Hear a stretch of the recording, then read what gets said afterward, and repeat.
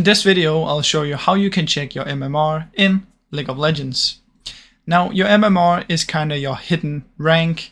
It's basically what determines what kind of lobbies you get into.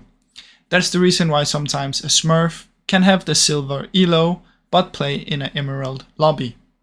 So basically how you can check this is you want to head over to mylolmmr.com. From in here, type your account name and your tagline, choose your server and search. Now, as you can see, mine says it's Grandmaster and MMR is 4239. And this is pretty accurate since I'm in Master right now and I'm High Master and I play a lot with Grandmasters. So basically that's how you can check your MMR. Now keep in mind this is not 100% accurate, but it gives a decent idea of what your MMR is. Now that's basically how you can do it, guys. I really hope you enjoyed the video. If you did, please leave a like and subscribe as it helps me out a ton. Thank you so much for watching.